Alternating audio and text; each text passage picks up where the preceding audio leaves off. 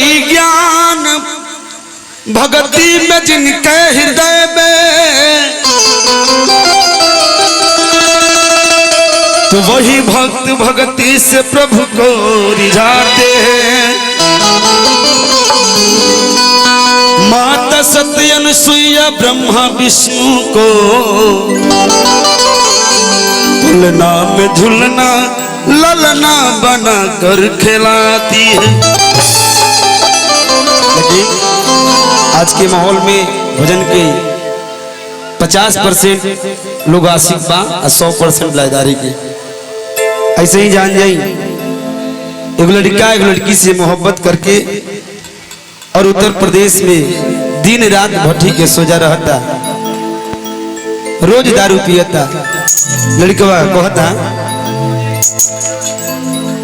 हर पियत न रहनी पिए के सिखा देल बारू। अरे पागल आवारा हर बना देल बारू रे बारू। अरे पियत न रहन पिए सिखा देल बारू।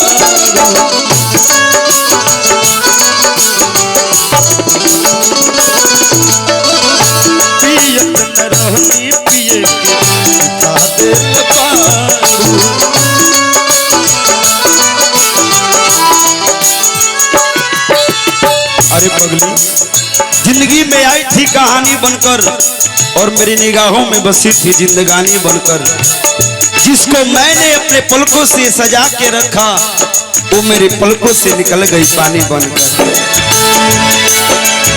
अरे पगली पागल आवारा बना देल बारू।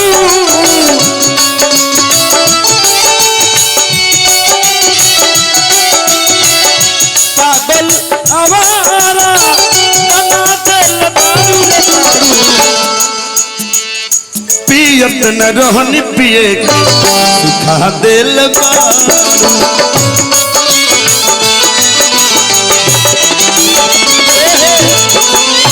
पियत न रहनी पिए सिखा देल बारू।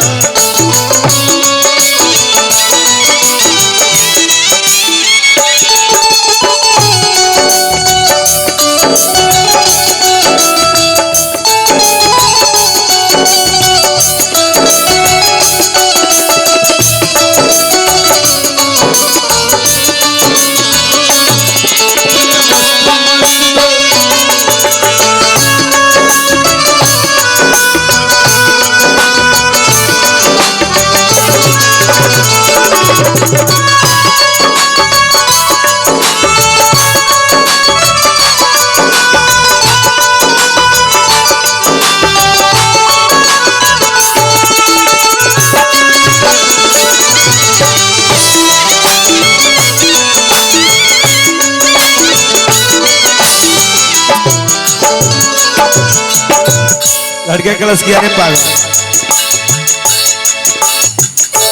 धोखा दिया था जो तूने मुझे तब मैं दिल से नाराज था।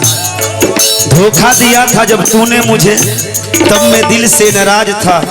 और सोचा इस दिल से निकाल कर तुझे फेंक दूं, लेकिन ये कम वक्त दिल तेरे ही पास है। और लड़के दूसरा के नाम के मेहंदी रचा के हमरा के जात बारू काहे तू रोवा के।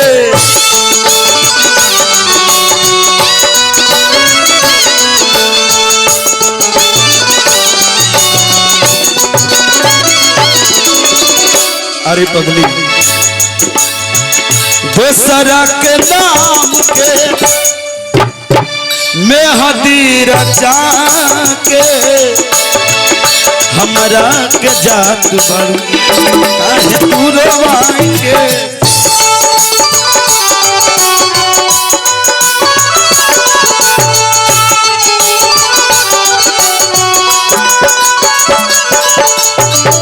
हमरा के जियते मुआ देल बारू।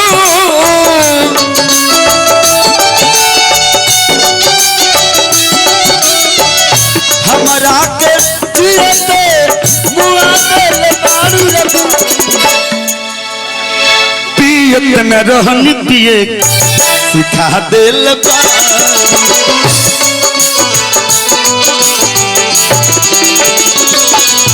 पियत न रहनी पिए सिखा दिल बारू।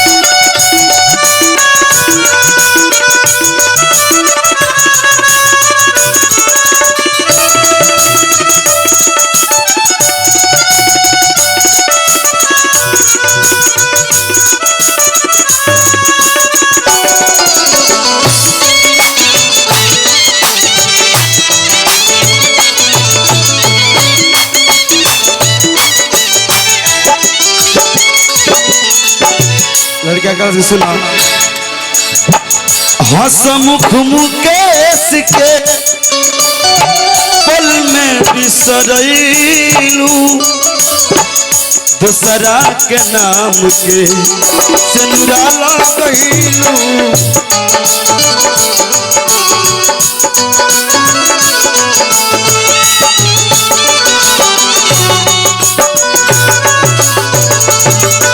हसमुख मुकेश के पल में बिसरैलू दूसरा के नाम के में हदीरा चैलू।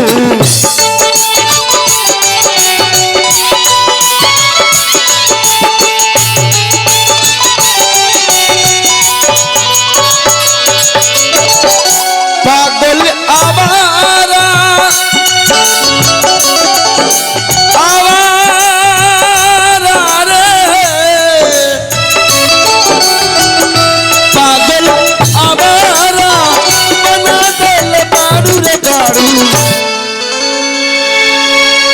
पियत न रहनी पिए सिखा दिल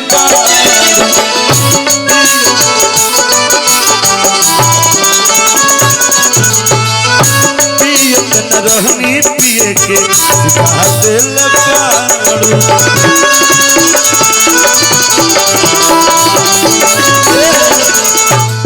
पियत न रहनी